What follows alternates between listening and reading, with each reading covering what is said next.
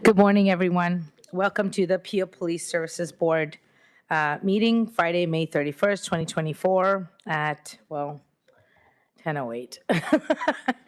And we're going to get started with the land acknowledgement.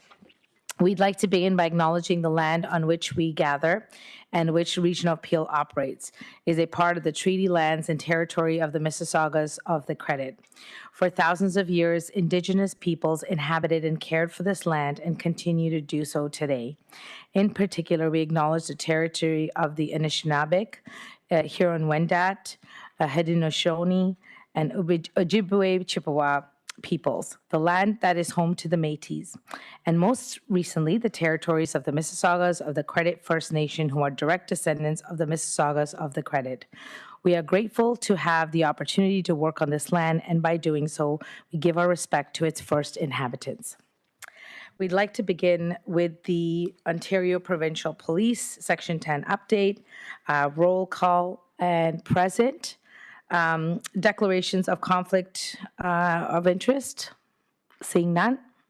Approval of minutes for the public Section 10 meeting held on Friday, February 23rd. Matt Mahoney, followed by Len Carby. Thank you, sir. Recommendations that the minutes of the OPP Section 10 board meeting has now been approved and adopted. New business, OPP 2024 first quarter operation statistical analysis report, the 2024 first quarter operation summary and statistical analysis report with respect to policing the town of Caledon as provided to the board by Inspector Kearns, OPP Caledon Detachment Commander. Over to you, Inspector. Yes, good morning, everyone. We're going to start off, of course, the quarters between January and March of 24. We're going to start off for current public complaints. We have currently 1 that we're investigating in regards to policy and 3 in regards to conduct. We'll move right into our motor vehicle collisions. The Caledon OPP has seen a total of 3 people killed because of motor vehicle collisions that occurred on our roadways locally. These 3 tragic deaths were as the result of 2 separate motor vehicle collisions. The first fatal collision of the year occurred on one of our regional roadways and involved 3 vehicles. The second fatal collision occurred on one of our provincial highways that runs through Caledon and involved 2 vehicles. Motor vehicle collisions that involve what we commonly refer to as the big 4 offenses, which are lack of seatbelt use, drinking and driving or impaired driving by drugs or alcohol, distracted driving, and speeding. These can often lead to deadly outcomes. Sadly, we continue to see drivers and vehicle occupants still making poor choices while traveling on our roadways. The personal injury collision stats being reported in this first quarter appear to be similar to those of which was reported in 2023 around the same period of time, with there being just a slight increase year over year. Collisions involving just property damages, however, do show a 13% decrease from last year's numbers. The Caledon OPP remains committed to improving road safety on our roadways and will do so by combining targeted patrols, ensuring our members are seen by motoring public, enhanced enforcement initiatives, ensuring bad behavior such as aggressive and dangerous driving is addressed, and utilizing social media platforms, using the major social media platforms to both inform and educate our community members on road safety. During this first quarter of the year, members of our detachment participated in the Easter long weekend traffic safety campaign, which is the provincial-wide and focused on increasing traffic safety. Like many of our other provincial campaigns, officers were on the lookout for the big 4 offenses, with there being extra attention going towards vehicle occupants not wearing their seatbelts. Our members' efforts resulted in there being 677 offenses notices being issued in Caledon in just 4 days. 180 of these were for seatbelt related offenses alone. Also of note was there were 4 impaired drivers and 5 stunt drivers removed from Caledon's roadways that weekend as well. In March, Caledon OPP members did a joint commercial motor vehicle blitz with our partners at MTO. This initiative was a focus on commercial vehicles traveling in the south end of Caledon, in and around the Mayfield Road area. A total of 61 commercial motor vehicle inspections were completed. There were a number of charges, and some of the inspected vehicles ended up being taken out of service due to identified defects. Taking a look at the Highway Traffic Act charges as well as the Criminal Code traffic-related charges, you will see that there has been some significant increases in both of these areas. Our members will continue to conduct enforcement initiatives on our roadways to ensure compliance with the traffic safety laws designed to keep everyone safe on our roadway. I anticipate this upward trend will continue throughout this year. I can already tell you that during this next second quarter, Caledon OPP members have not wavered in their commitment to improving road safety. I'm reminded of this each and every day as I see Caledon uniform members in the community doing great work. I can also mention that Caledon members have recently participated in the Canada Road Safety Week campaign, which wrapped up with excellent results. Caledon OPP was #1 provincially. To date, we have issued over 12,000 offense notices since January of 2024. We'll move on to violent crime, major crime. During this first quarter, there was a noted slight decrease in benchmark crime in Caledon. Sexual assaults during this period have decreased significantly, with the calls that have been coming in being invested diligently. In this quarter, Caledon Detachment continues to have a high number of weapons and shooting calls. In January 2024, Caledon OPP were called to investigate a shooting that occurred in the south end at a residence. Officers arrived on scene and observed there to be casings on the ground near a residence and continued to further investigate the incident. Throughout the morning and the day, investigators from Caledon Crime, as well as our Caledon Street Crime, OPP Tactical Unit, and frontline officers worked in efficient collaboration, following up with leads established through background checks, witness statements, and canvassing, resulting in all 5 suspects involved in the shooting identified and arrested. A search warrant was complete for the suspect residence that resulted in firearms seized, 1 sawed-off shotgun, and 1 9mm handgun. The hard work and collaboration of the Caledon Detachment, as well as the outside teams, brought this investigation to a successful conclusion. We've also seen that in property crime, the frauds have dropped this year as we continue to have the fraud position in Caledon. This position has been extremely helpful, not only for the frontline members who require assistance, but for the overall success rates when it comes to charges being laid. Beyond the incidents reported during this period, Caledon Major Crime has also investigated numerous shootings that have been linked with extortions throughout both the Caledon and Peel Region area. Caledon members have been working in collaboration with Peel Regional Police, Extortion Task Force, and have completed numerous judicial authorization, tracking warrants, and executed numerous search warrants. In the end, with many successful conclusions, with evidence and firearms being located within search residents, and numerous persons have been arrested and charged. In the first quarter, we see that overall, there continues to be a drop in violent crime. Caledon Major Crime continues to be consistently busy, however, with major cases. We'll move on to property crime. There has been a slight increase in our break and enters in this quarter, 24% increase. Residential and commercial break and enters have increased in Caledon this quarter.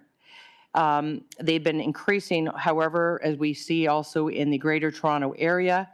I believe this is partially as a result of low penalties in our courts for property crime. Our court system does not always support harsh penalties, hence continued areas of concern. Theft over. There's been a large increase in the number of incidents, and that includes stolen motor vehicles, 50% increase. Ontario, including Caledon, has seen a large increase in auto theft in the past 2 years. As vehicle theft has become so profitable, many criminal elements have entered into this type of activity with low penalties for prosecution for property crime, and police's inability to pursue this type of crime is very attractive to thieves. Caledon OPP has been working very closely with our regional partners, Quebec Police Agency, CBSA, Equité Association, to establish focused patrols, projects, joint operations, etc., to conduct numerous search warrants and arrests of subjects committing these offences. Our regional partners, Peel Regional Police, York Regional Police, with the assistance of Caledon Street Crime, has conducted several search warrants at trucking yards in Caledon in 2024 that are involved in the trafficking of stolen vehicles. Caledon, Dufferin, and Nottawasaga have joined together to obtain funding in the form of grant money for auto theft initiatives, known as Project CLASP. During the first quarter of 2024, we have implemented this grant money to support community initiatives in extra patrols in relation to auto theft. Theft under, there has been a significant increase in this quarter. We have seen a large increase in thefts from the LCBO of 2024. Suspects enter the LCBO with large bags and take thousands of dollars of alcohol. The quick turnaround of the theft makes it difficult for police to apprehend suspects, as they are gone before police are even dispatched to the incident. There has also been a large increase in theft of mail from community mailboxes in Caledon, as well as thefts from motor vehicles. Caledon OPP has taken a part in media campaigns and information sessions with the community to provide tips on how to protect theft from motor vehicles. Caledon OPP has worked with Canada Post, and they are working in implementing new community mailboxes that better protect against theft. Finally, drug theft or drug crime, significant decrease in the offenses, 38% decrease in this first quarter. Many of our drug trafficking cases involve charges in Brampton or Toronto. This is due to the majority of our drug traffickers residing outside of Caledon. Street crime has had great success over the past year in stopping many drug traffickers and users from the community through focused enforcement. Good news story, Project Asylum, gang members from Brampton trafficking in fentanyl in Caledon. Caledon Street Crime Unit executed 6 search warrants for the out-of-town drug traffickers and arrested and charged 5 persons with numerous drug offenses. Street crime seized fentanyl, cocaine, and other prescription pills. So some recent news in Caledon. We welcomed 6 new recruits that started in the past month. We also welcomed a new cadet and 2 summer students that will spend the summer learning policing, which is wonderful. I would like to remind all of you that Caledon Day is June 15th, and for all of our Peel friends, I encourage you and your families to attend Caledon OPP and the town of Caledon for tours, as there will be other supporting agencies and entertainment that will be available for the public. Finally, I want to announce that my last day in Caledon as a commander will be June 28th. I have decided, after over 30 years of policing, to retire and embark on new adventures. It has been an honor to serve the citizens of Ontario during my career, and it has been such a gift to be a leader of such a dynamic team at Caledon OPP. Try not to cry here. I want to thank my colleagues at Peel Regional Police, all of you here, who share the same passionate vision of ensuring that public safety is paramount in all that we do. To the Police Services Board members, thanks for supporting our visions and ensuring that we are held to a higher standard and that we remain reflective of the integrity, commitment, and excellence that our community deserves. I leave the OPP still as passionate as my first day that I donned this uniform. Know that I remain committed to forever contributing to a society that upholds public safety and security. Be safe, and I wish you all the health and happiness that you all deserve. Thank you.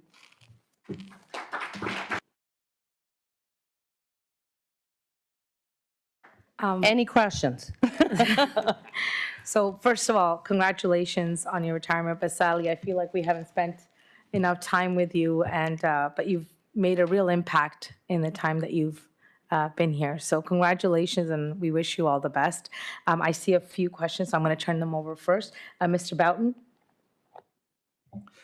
Thank you, and through you, Chair. As a car guy, the only way I could describe you is you are a Cadillac. You are the best, and I've enjoyed every minute working with you. And thanks for the conversation earlier this week. And I can tell you, on behalf of the entire board, we are truly going to miss you. And you said the end of June, right? And Yeah, June 28th. Actually, my official retirement is September 30th, but I haven't taken many vacation days in the past 2 years, so. well, I guess that's one of the reasons we like you so much. You're so dedicated, and I'll tell you, Caledon's a better place because of the work that you've done, and I thank you for that on behalf of the entire board. So if I can hit you with a couple of questions again through the chair on the mail aspect of them stealing the mail. My wife on Sunday found a whole bag of mail in the ditch on Boston Mills, and she's been turning it into the post office. And I don't know if they're informing you about it, but we're all the post office box, and I have I call it the stupid box. I think it's called the super box. So I'm not a victim of that, but everybody on Boston Mills are having their mail stolen on a pretty regular basis, and they're brazen about it. They actually steal them during the day. We see the vans go up and they open the mailboxes and do that. So was that the right procedure for us to turn it into the post office and hope that they inform you?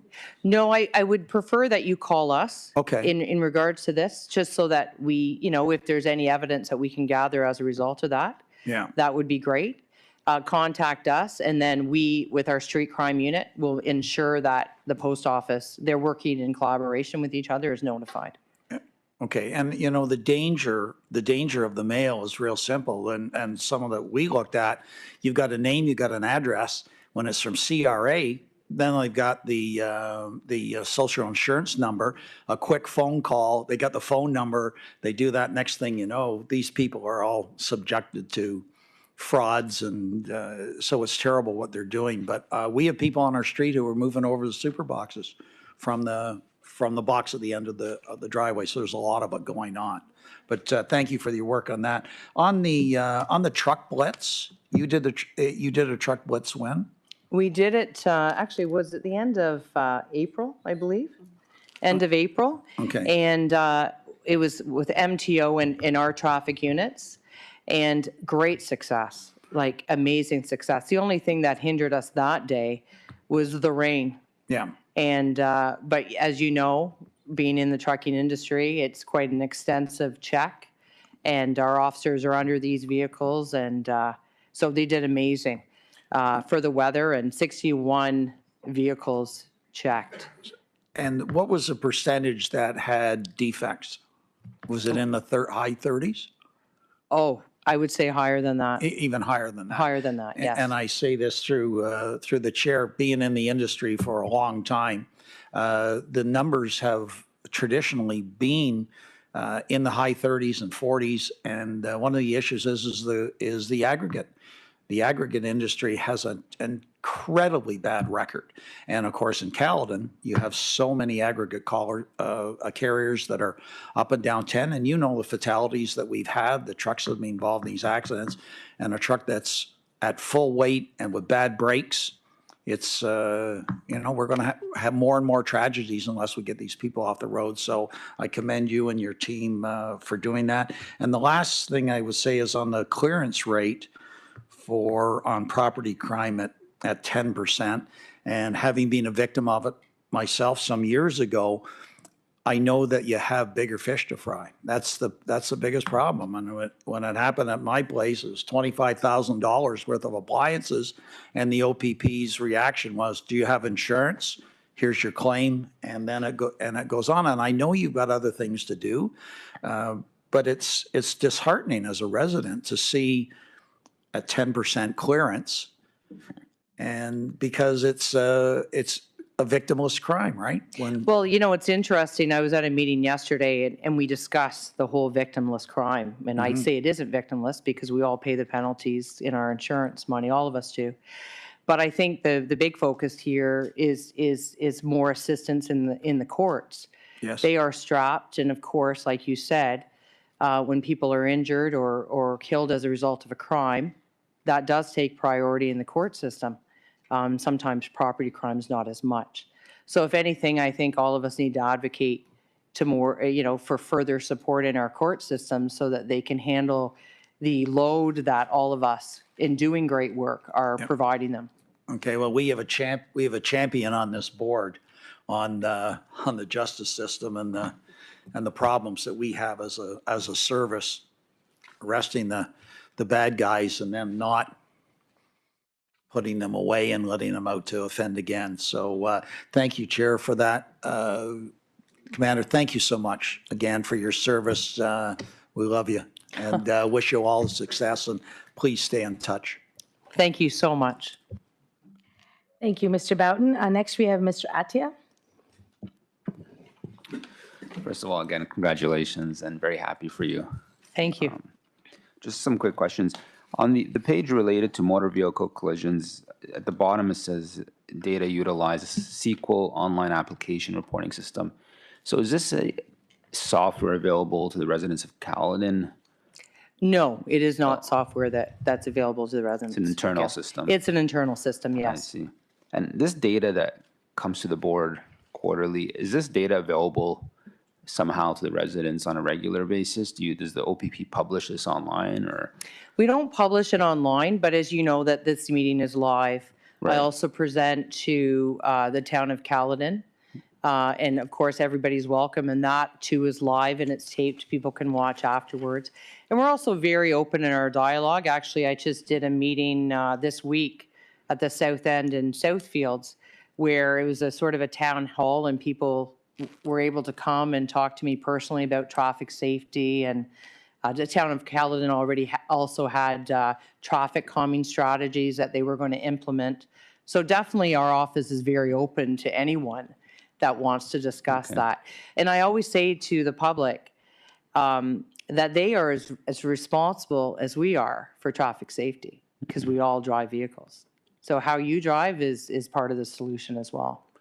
On traffic, thank you for that. On traffic, the increase in Highway Traffic Act and Criminal Code traffic, is that because you have more officers now, or is it a program you've run? If you work for me, you'd understand I'm very persistent in what I hope to see. I have a tremendous group, all of us here, of officers that are, they're young and they're enthusiastic and they really want to make Caledon a great place to live. So they're out there. I have expectations, that they do an honest day's work every day. And as a result of that, we're seeing great results. That is pretty well it. It's a focus for me to make sure that people are aware that we're out there and we're supporting. I'm sure all of us in this room have family that travel the roads, and we want to make sure it's a better place to be. Oh, thank you for that. No problem. Thank you, Mr. Atia. Chief? Commander Kearns, or should I say Mary Louise, hey, listen, on behalf of all of us as a team, we want to congratulate you on your service to the community and right across this province, but also want to thank you for your commitment to us as colleagues. We are privileged to call you a friend, and we're very thankful for you and your team and your exceptional leadership. And I'll be pleased to let the commissioner know that we've been very thankful for your presence with us. All the best, and you can come into Peel facility anytime you want and return. Thank you so much. Really appreciate it. Thank you so much. And with that, I'd like this information to be received, moved by Mr. Boughton, seconded by Mr. Mahoney. Thank you so much, and an adjournment for the OPP update. Thank you so much, and wishing you all the best again. Thank you, everyone, and have a wonderful weekend. Thank you. Okay, now moving to the Peel Police Board update agenda. So roll call, we have everyone present. Yeah, except for our chair, Yanika. Any declarations of conflict of interest? Seeing none, moving on. Now I'll be turning it over to the chief's update. Thank you very much, Chair. We do have a few updates, and I'm going to begin with Deputy Andrews, and then if we can go actually right down the line, please. Thank you. Thank you, Chief.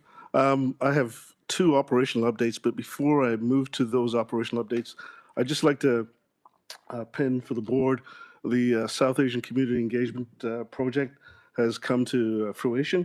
And on June the 5th, we'll be holding a summit conference to launch our focused community strategy. That conference will take place at the Hilton Meadowvale on June the 5th, and we're expecting 200 plus attendees from across the province and country that with a mix of community members, NGOs, police, and elected officials. We're looking forward to an exciting and informative day. Moving back to the operational updates. If you recall, in April of 2023, at the offsite, we presented to the board on a project to improve our online reporting capabilities. The project involved centralizing the reporting process and upgrading our online reporting platform. As a result of the project, we launched the Online Community Response Bureau on March 26th. Soft launch, and it has proceeded in exactly the way we anticipated it would. The Bureau itself is authorized complement of 6 uniformed officers and 7 civilians. It's operational Monday to Friday, 8 to 4. Since that launch, we've been able to respond to online reports within the mandated time frame. It's important to also note that the centralizing of the unit and the upgrading of our software allowed us to repurpose approximately 30 staff to other operational needs across the organization. Within the system upgrade, we improved the quality of the incoming reports and our service delivery. We've also utilized the technology to support other areas in the organization, such as the Vulnerable Persons Registry and the reporting of hate-motivated incidents online. As of May 27th, we've received 5,578 reports. As the community awareness of the program increases, we're anticipating an increasing online reporting. Our goal is to expand our call types in the future to take advantage of this efficient way of delivering service to our community. Subject to questions? Just to comment on that, your numbers of the uptake, that's a really good sign that the adoption is happening. And obviously, you guys have done a really good job to get out in the community to engage on that. So that's great. Well, we've got a very strong, robust communications plan, part of which was executed yesterday. We've tried to temper that communication plan because we want to make sure that we're prepared to receive the information as it comes in. The second operational update will be on Erase, and I'll switch this over to Staff Superintendent Hills for an update. Good morning. Thank you, Deputy.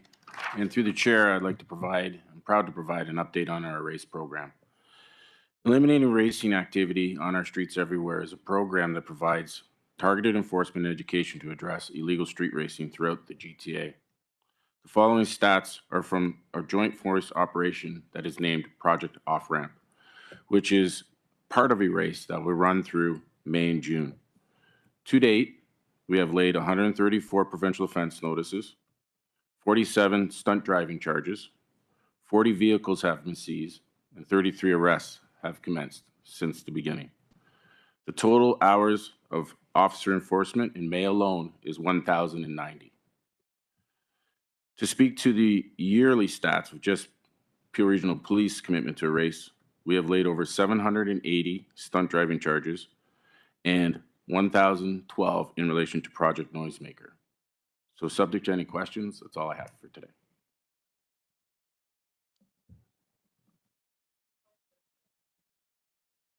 Mr. Boughton? Thank you, through you, Chair. You know, as a past owner of Mosport in the East End, there's track days at Mosport for the public to go out, and you can take your car on the track, and the same thing at Cayuga and St. Thomas and all those. I just wonder if we can, with, car nights, cruises, Shoppers World has a Tuesday night one or whatever, is getting information out to these people who are racing on the street that there are options. There are tracks you can go on, and they're fabulous days that they could do it. And I think if there's an alternative, I don't think they'd spend as much time racing on the streets when you can go to a track and do it legitimately and do that. I don't know how we get that message out to these kids, that, because it's mostly kids, so it's not 50-year-old people who are out street racing, fair to say, that it's the young people who are out doing it. But it would be nice to see if we could get that message out, that there's alternatives for these kids, that they can go out to legitimate tracks and race their cars and really, grudge matches and all that. Done it for years, so I don't know how we can do it, but that would be my message, that there are ways that the kids can go and take their cars and prove who's got the fastest car. I thank you for that. And there is an education piece within the program that I will bring that back to the organizers and the Joint Force Operations to see where we can implement that. Thank you. Next, I have Mr. Mahoney. Thank you, Madam Chair, and thank you so much for the update. That's great work. My question is more on how we're getting this information out to the public. I mean, again, terrific work. Those numbers are really encouraging. Are we doing press releases? Is this something that we're doing on social media? Really just to let the general public know that the team is out there and it's having a direct impact. So what are we doing to kind of brag a little bit or talk a little bit about the great work you're doing? Actually, this past week, I attended with Deputy Andrews to a press release in Toronto hosted, and there all Joint Force Operation representatives were present, just to give our commitment to the community on what a race is about and what we hope to achieve. So I certainly did see that, and again, that's great work. I think the numbers are something that I'd really like to get out there in the public. How many infractions, even on the Project Noisemaker piece, because we often hear that, we don't get the data. Are they really out there doing it? And that's just a great example of all the work that you are doing. So as we kind of progress in these programs, to be able to get out how many infractions we've given, whether it's on Project Noisemaker, whether it's on Erase, all of these things, really just to let the public know and have a reference point that we can point the public to say, you want to see the impacts, whether it's on the website or and just having a running kind of update on the data, because that data is impactful and it really does show that this is working. And I know it's in collaboration with other services, which is also great. I certainly speak about that at every chance I can when people ask me about it, but it'd just be nice to be able to point to it and say, hey, this is how many infractions we've given on both these programs, and it is making an impact and it is working. So just a thought. Thank you for that, Councillor. We've got a very robust communications plan built around the Erase program.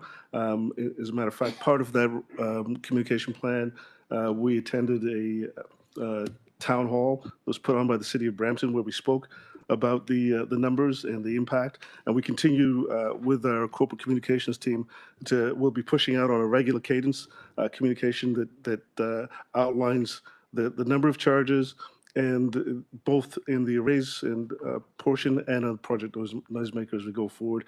But we'll probably increase that cadence based on your commentary. Yeah, and I do appreciate it. And even on the website, the Peel Regional Police website, there is a link to these programs and kind of some of the results. But again, I'm just talking about the pure data of the number of tickets and the number of things there. It really is impactful, and it really shows it's working. So thanks so much for all your work on that. Thank you, Councillor. I think just Mark and I are just chatting. We can even get something out today again to double down on the numbers and push that out. So, Anthony. Good morning, and through the chair, I'll be very brief. We are seeing our third consecutive month in the Communication Center of decreased wait times as a result of the implementation of Next Generation 911, approximately 1 year ahead of schedule. We see our wait times compared to the same period last year from 90 seconds back down to 10 seconds now. I'm confident we'll see further decreases. We've been featured in our professional policing magazine as a result of the implementation, and continue to speak about the journey and the benefits across North America on it. Further, we had a soft launch of our Community Safety Operations Center. You may know through your various tours through the Communications Bureau, it's that room in behind with the large screens. It's meant to coordinate resources on a daily basis for daily operations, large, small scale. It's meant to provide each commander in every division a common operating picture of where the resources are and how they can be deployed in a moment's notice to better service the community. And it's a coordination of resources. That is a soft launch that happened this week. There is a full corporate communications and media strategy coming up as we start to ramp up.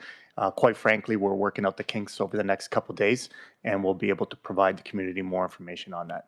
With that, those are my updates. Hearing the wait times decrease is just great news, the continuing trend on that. So thank you for that. Thank you, Chair, and thank you to the board, because this is a direct outcome of last year's budget, right? And so I know the board has always asked about how do we show the outcomes of what resources are being provided to us, and here's a perfect example of one. So thank you again. Deputy Milovich. Thank you, Chief, and through the chair, good morning, board. Very excited to share an update on our ongoing work to combat auto theft here in Peel Region, and that's Project Odyssey. So Project Odyssey was an auto theft investigation that focused on really theft of vehicles for export out of our country. It represents the largest auto theft investigation that our team has done to date, and it resulted in the arrest of 16 people, issuance of 10 warrants for arrest of other individuals that are still outstanding, a total of almost 370 cars recovered, and that's a value of well over $30 million. In addition, this team, so the Project Odyssey was conducted by our commercial auto crimes team. I think it's really important to acknowledge that it's a great project, great investigation, but it only represents a fraction of the work that this particular team's doing. So to date, since 2023, and we began collecting those stats for our commercial auto crime team, that team has made over 190 arrests, recovered almost $100 million in stolen property, and laid over 1,000 charges. So that just gives you an idea of the scope of the work that's being done to support the idea that, we're going to continue to advocate for change to fill the gaps in auto theft.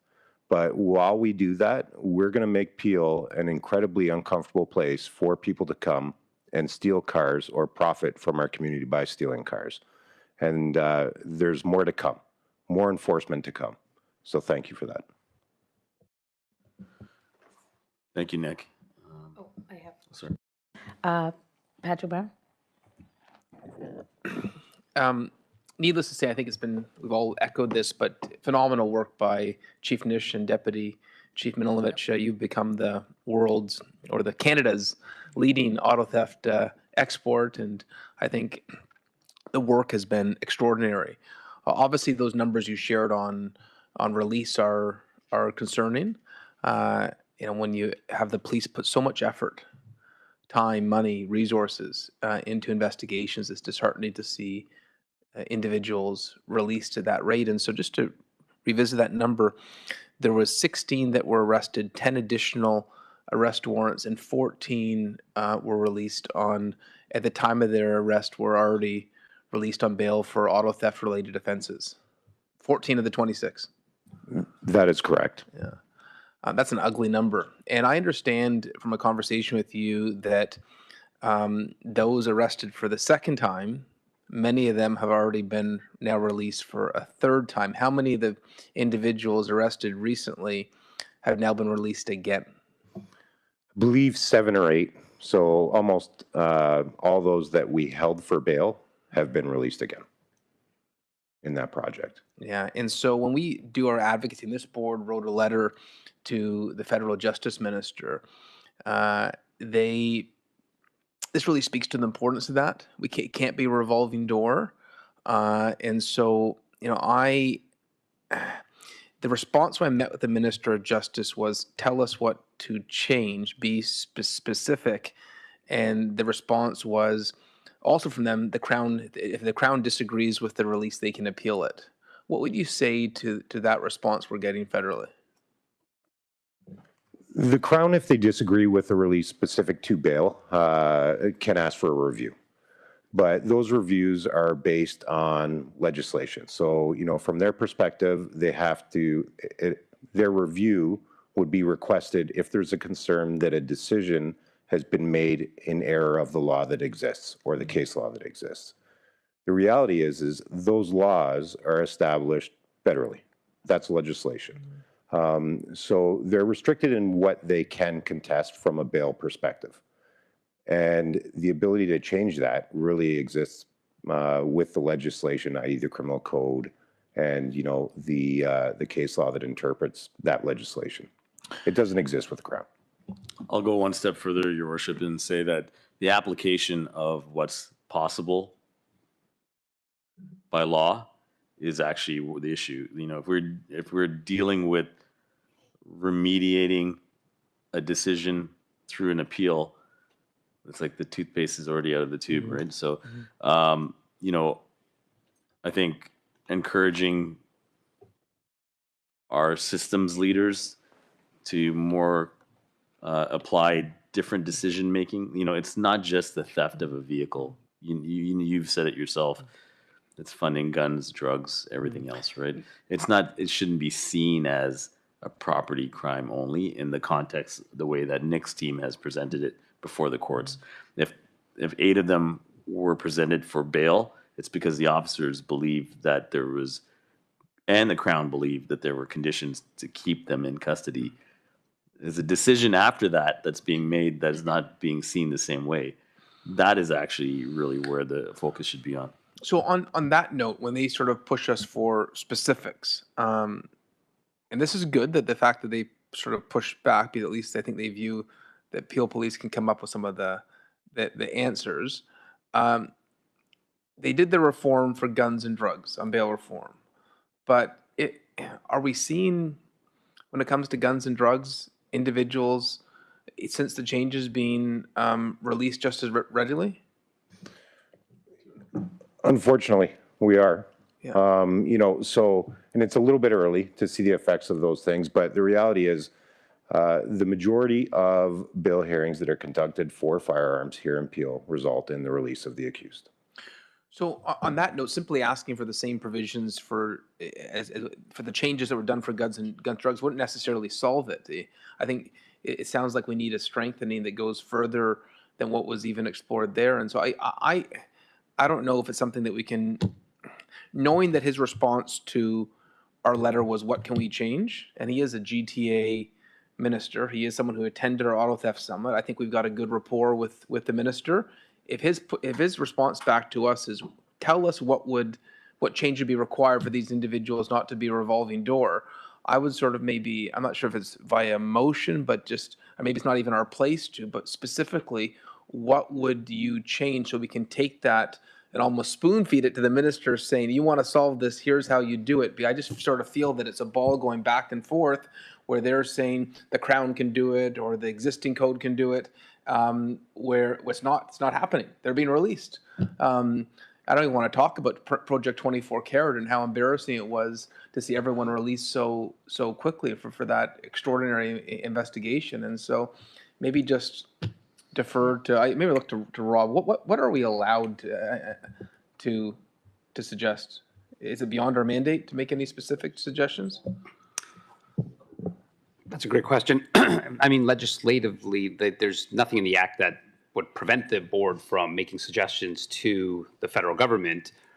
Ultimately, though, it falls under their jurisdiction. So I think it would fall under board advocacy. So I think that's something that I can work on behalf of the board, working with the service. Through the chair, your worship, and Rob, the outcome of those summits we've had has resulted in us formulating recommendations of criminal code legislative changes. They would, to give you the elevator pitch, it would be like treating theft of autos like we do organized drug trafficking, right? So we treat it the same way, the theft of a vehicle for the purposes of like greater gain or part of. So we've written language or recommended language in that fashion, and we'd be happy to take that offline if it's the board's wishes to provide that for you. That might be just to follow on with the minister's request for continued dialogue. We do appreciate the openness that they've provided in Minister Varani for sure. So we can reissue that via the board if that makes sense. I think that would make a lot of sense with this specific language. So you could say, these are the amendments that need to be done that would achieve everyone's goal of making sure it's not a revolving door. Okay. Perfect. And just the last point, I didn't get a word in when Deputy O'Dory was giving his presentation. Hey, that's a great news story. There was a negative news story about wait times in 911, I think it was last summer, on Global. Sometimes the negative news gets the coverage. The positive news is not newsworthy. And if it would be possible, I hope there's some communication product we can share with residents in Peel Region about this incredible reduction. I'd be surprised if this is not the largest reduction in Canada in terms of wait times on a percentage basis. And so I'd love for us some way that we could all communicate that. I know, looking over to Councillor Mahoney, we got a ton of calls about this when it was it was negative. Now that it's a positive story, we should all be sharing that. And we will happily talk about that. And just for the board's awareness, at the end of this month, at June, before Regional Council for our annual update, we'll make sure we highlight it and that platform too for the rest of council to know the investments that they have come alongside the board to support us have actually resulted in outcomes. And that's an important thing. We have so many issues that we continue moving on to the next one. We don't, as you know, often tell the story, and we'll happily do that. And you don't pat yourself on the back, but I think especially for regional council, if we could share those communication products with everyone in the entire police board, because we do want to acknowledge the incredible work that's being done. And then finally, Deputy DePatt, please. My apologies. Mr. Carby also had a comment. Yes, thank you, Chair. And I'm glad actually Mayor Brown went back to Anthony's presentation because I wanted to make a comment around the impact that this reduction in wait time may be having on just the call center staff and the reduction in stress and their well-being. Because I remember on a previous tour of the Accum Center, where the staff, they were just high stressed at just looking at the red on that board, knowing that they couldn't keep up with the number of calls which were coming in. And I wonder if you could speak to how the NG911 is impacting kind of the morale, wellness of our staff there. Thank you, sir, and through the chair. Overall, of course, the optimism within communications is at a greater level than it was. And I'm not trying to be coy with my answer to you, but what the technology did do was allow our staff to participate and understand the implementation of further strategies, which we are now actualizing on, which provides them now some feedback about their thoughts on how to operate a communications bureau. Just really succinctly, all the suggestions our staff gave to us 6 months ago we were not able to implement because the technology did not allow us to. This now allows us to implement the suggestions that deal with well-being, occupational stress, and call answering in a sequenced fashion, and that's why I say that the optimism is up. Certainly, we will receive another 1 million calls through our call center this year. The volume will continue to go up, but the management of that is well in hand now, and again, thank you to the board for that. Awesome, thank you. Thank you so much. Chief, moving on to your update. Sure, it's Deputy DePatt, please. Thank you, Chief, and through the chair. Good morning, board members. I'm happy to update the board that on May 14th, 46 new police officers graduated from Peel Regional Police and deployed into the region. Thank you, Mr. Boughton, for addressing the new class formally and also informally, sharing the benefit of the Police Services Board and the role that they play in governance and how we work very synergistically together. On top of that, in total, we have 146 constables that were hired of the 200 that was approved for 2024, and we're making great strides. You will notice that on May the 12th, we launched a campaign during National Police Week, which was highlighting a lot of the amazing work that's happening with the women and men here at Peel Regional Police, both at the civilian and the sworn level. Thank you. Thank you so much, Deputy DePatt. Chief, any more? Okay, that would be any comments, feedback? Perfect. Moving on to the approval. Oh, no, we've already done that. So moving on to the approval of minutes. But before I do that, any board questions or announcements? And I do have one. I wanted to wish Mayor Brown a very happy birthday. We're not allowed to ask him how old he is. 25. Perfect. Any other updates from the board members? No, perfect. Moving on to approval of minutes then. Minutes of board meeting held Friday, April 26th. Can I have someone to receive? Perfect, Mr. Atia, seconded by Mr. Boughton. Seeing that we have no deputations or presentations, I'm going to move on to new business. First item, 2024 VCOM Group Annual Report dated May 18th from Deputy Edwardi, Innovation and Technology Command, providing the board with the 2024 VCOM Group Annual Report. I'm going to turn it over to Deputy Edwardi. Thank you, and through the chair. Again, the report outlines a cooperative of groups within the region that share a communication system. In fact, can I just tell you that it's been in existence for 27 years, long before the chief and I got here, but I got to tell you, it's one of the greatest things that have come out of communications from the region. It should be replicated elsewhere within the country.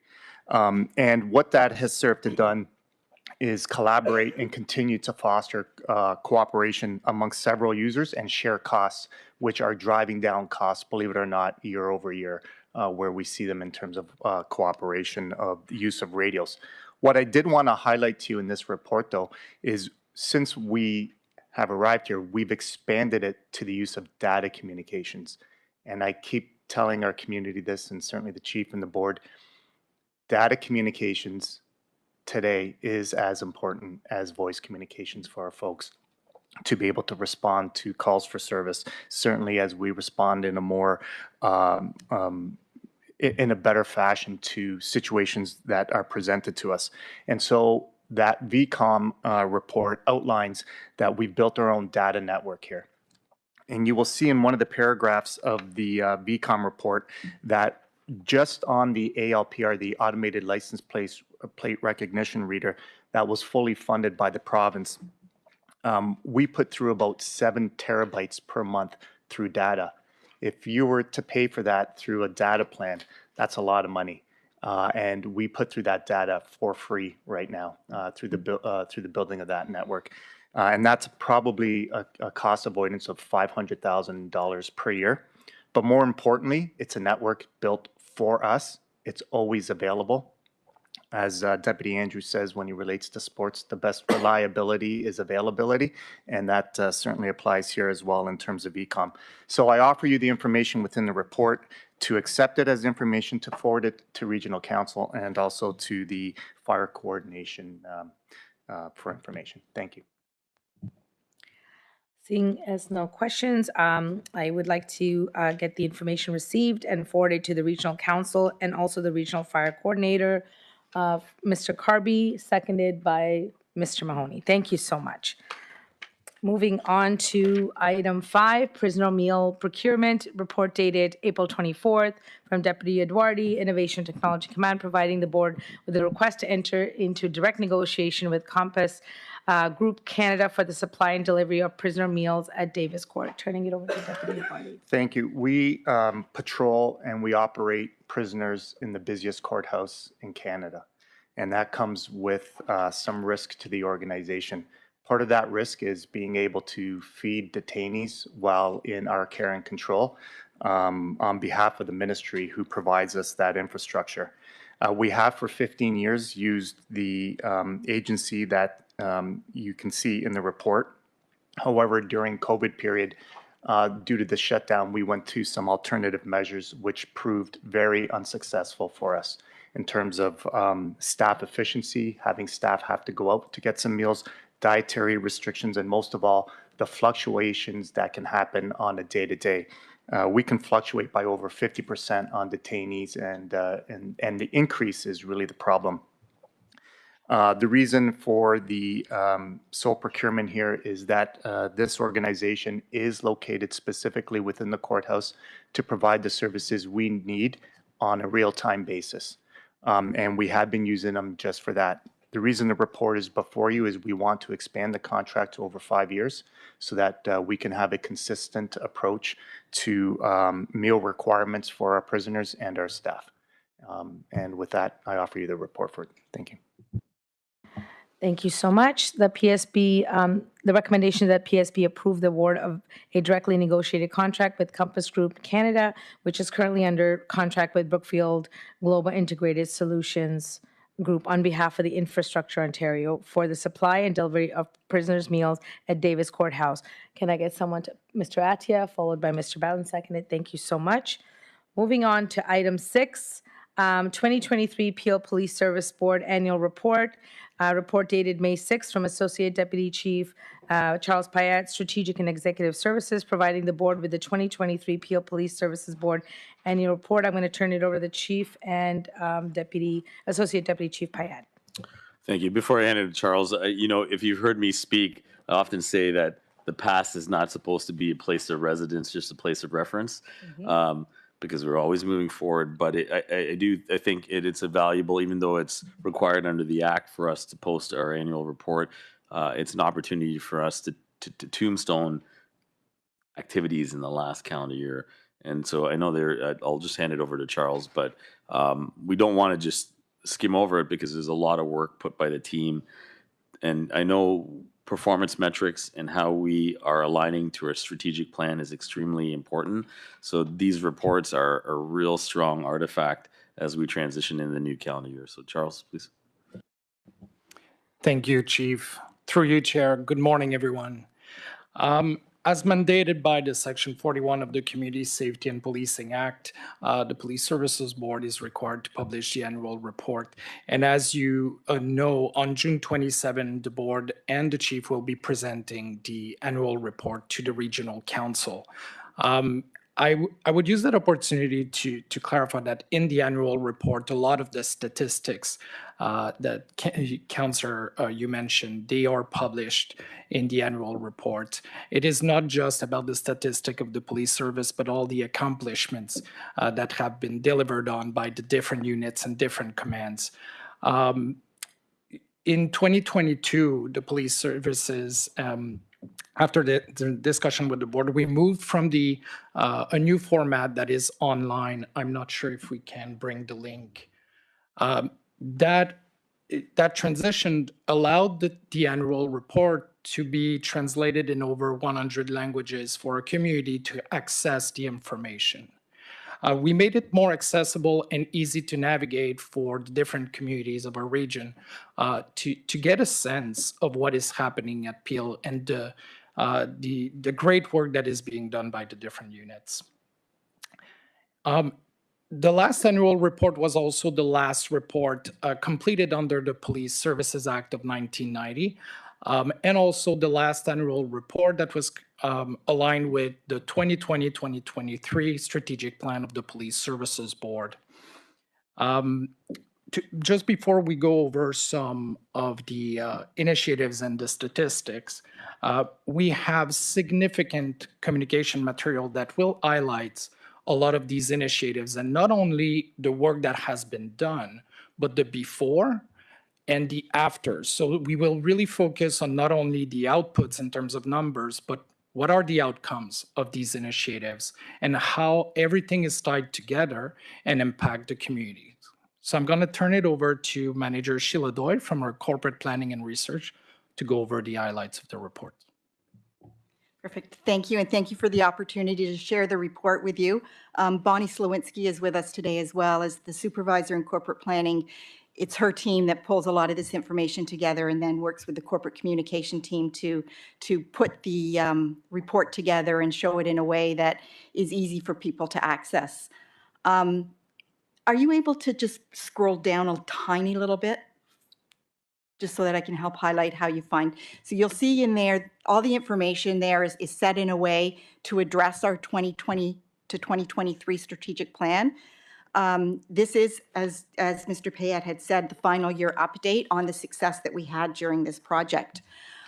We start out with some information about kind of the overall year in review, and you'll see in there that we have some information on some joint forces operations that have taken place, awards and accomplishments of the organization. And then the main component of the annual report focuses on the 3 areas of focus of the strategic plan with respect to our community, our people, and our work. Each section has the performance indicators that are related to that area. So it's a good place for you to go and see some of the statistics that are talked about, some of the requests that were made here. This would be the year-end data related to that, so it's not the individual monthly information, but kind of a good overall summary of what's taken place.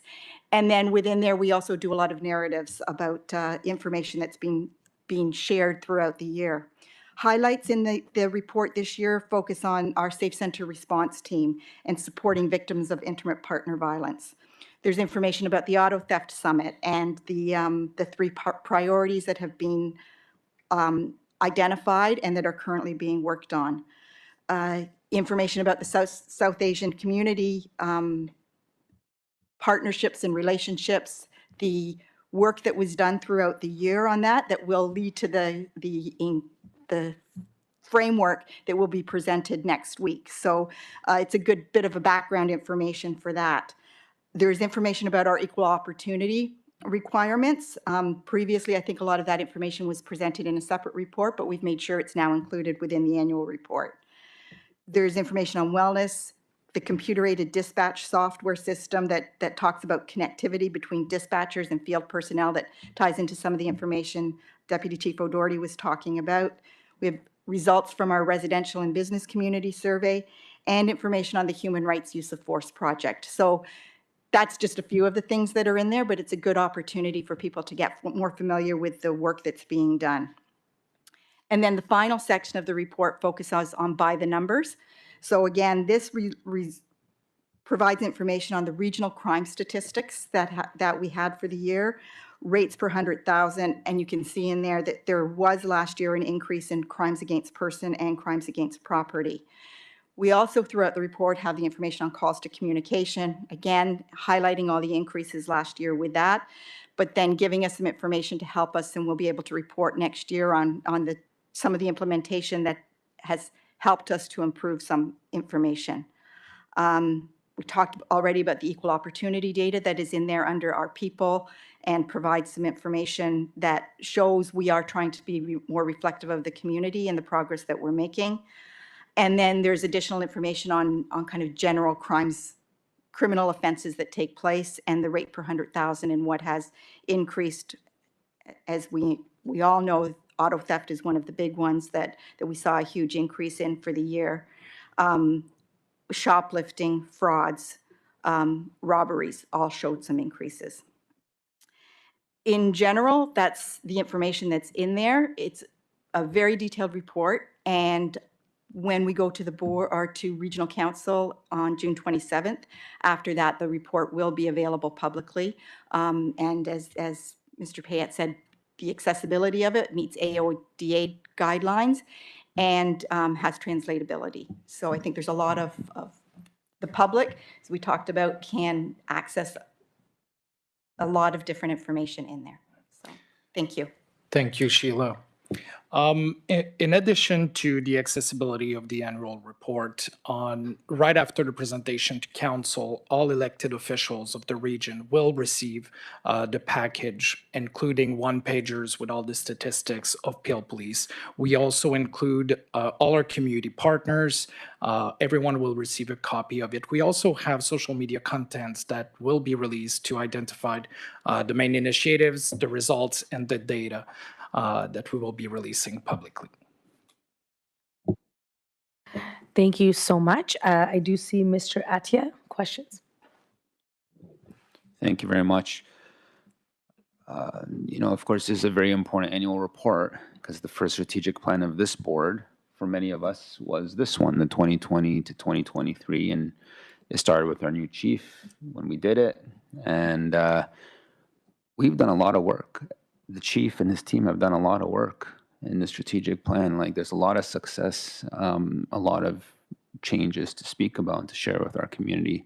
So first, I want to say thank you to the team here and to all of you for all this work. It's a successful end to the 2020 to 2023 strategic plan. The layout, I've yet to get into the details of the website. But recently I was searching for something and I think I came across it just last week. It's live, right? And this website is live, correct? Is it, or? You can access it through that link that Then I is must be provided in the confusing things. report, Yeah. but it will be more easily found after the After regional this, council okay. meeting. So then I must be, okay. So, looking forward to reviewing the website. It's a good improvement. It's a really, important improvement from how we reported in the past, if I recall. So my feedback to you is notwithstanding all the success, the work, the way you presented it. So I don't want you to confuse the two. But in terms of the report to the board that's in our binder, I think this report, the format of this report needs to be done in a way that aligns the outcomes to the strategic plan better. Like as a board member who, year after year we've worked on, these are the priorities, these are the key indicators. I'd like to see the outcomes aligned so I can evaluate as a board member whether we've met I know we've met our strategic plan because we're so involved in it as a board year after year. But on paper, I'd like to see it connected in a format rather than just like a summary like this. That would be my advice for a future year, especially in the concluding year of the strategic plan. And so that would be just my feedback in terms of the report coming to the board. And then I'd also like, we discussed this as a committee, that this particular report, among others, but this one, it's important that it comes to the governance committee first, who's very involved. As you know, we're very involved in the work of the strategic plan, that this report comes to the committee first for us to review, because this is owned by the board. This report is ultimately, it's our strategic plan, it's our outcomes, that we review this and then we bring it, then it comes collectively to the board. So those are just my two pieces of feedback in terms of process and how we report it. Thank you. Through you, Chair, absolutely, Member Atia. We can absolutely change the format, making sure that the outcomes are tied to the strategic plan and that the way it's presented is easier to digest and for the boards to clearly see the connection between the strategic plan and the annual report. It will be corrected for the next annual report. And if I can, Mr. T, I'll speak to Rob and we'll make sure that it gets, from a process standpoint, finds its way through the governance committee first, this next cycle. Any other questions, feedback? No, perfect. And just want to echo also Mr. Atia's comments of thank you for all the work. We know we've been involved in it, but it's a lot of work that's gone into this, and thank you so much. And the website looks great from a navigation perspective and just easy to access. So thank you and great work. So I'd like to recommendations that the Peel Police Services Board receive the 2023 annual report. Mr. Boughton, seconded by Mr. Atia. Thank you so much. And that is the adjournment of the public meeting, and now moving to the in-camera session.